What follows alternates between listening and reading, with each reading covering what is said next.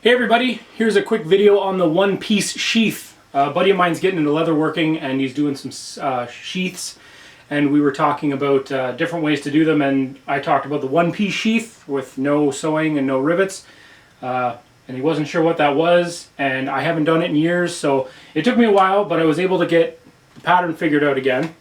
Here I am, the pattern.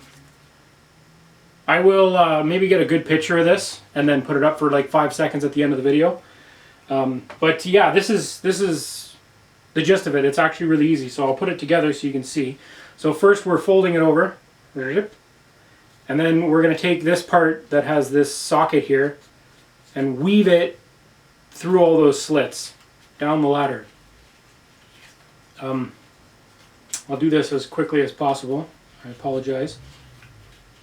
I've already ripped this one in prototyping it.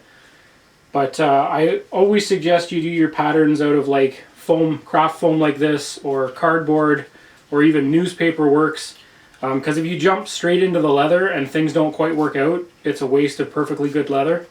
And leather's more expensive than, say, craft foam.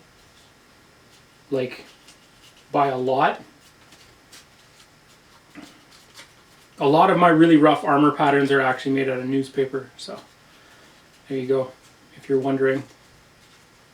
Alright, there we go. Done. Just like that. Look at that. Look how beautiful that is. Isn't that amazing? Right? So it's woven through, and then it's still got this cavity in which the blade sits. In theory. Yep, there we go. Come on. Yep. Ta-da! See? The one-piece sheath. Now, let's break down some key points that are easy to overlook. How did I come up with this? Oh, not good. How did I come up with this size of pattern?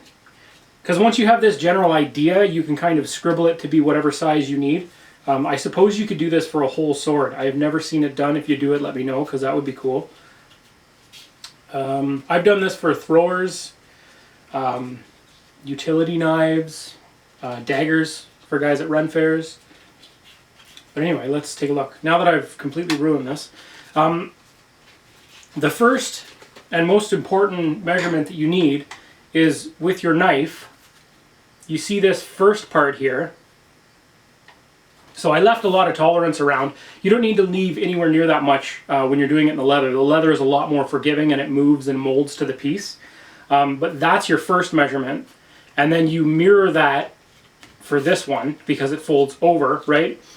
And then the ladder, like this part that you weave through, is just kind of a, if I hold it up here, kind of an oversized like shell around it. And again, I went way oversized because I didn't want to break the foam, and then I broke the foam.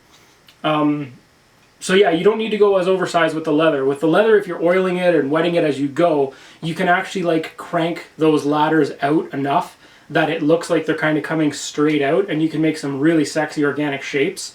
Also, the ladders don't need to be straight slits. You could say like carve out a diamond shape and then have the absent of that as the back piece. So then you have these like leather diamonds studded all the way down. It's a really neat, really versatile pattern. If you want to build in a belt loop or a snap to something like this, you can add a piece of leather to the pattern here, like again to make it out of one piece. But really this is just your framework, like your basic. You could tack a piece of leather on that does whatever. What else did I want to say about that? I don't know. I've also done before where, not with something like this necessarily, but I've done it so that they've sat, say, up to here in the sort of scabbard, and you can do that like just like any normal leather scabbard. This will hold as much of the knife as you want.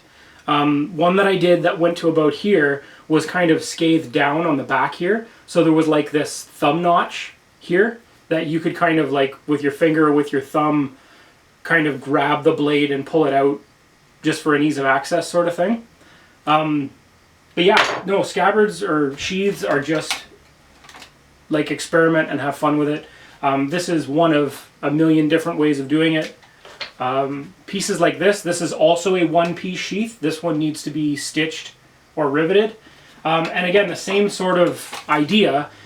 You start making your pattern by figuring out your blade size, right? So this fits in here like this.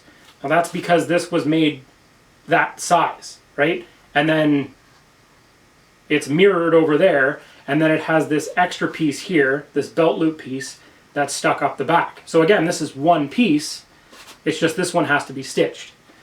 These, when they're stitched or riveted, can become really, really sturdy, almost indestructible, and it adds a really nice pop and flair. Some copper rivets on it or whatever looks really good. But yeah, there you go. I made a really quick tutorial video. Who would have thought?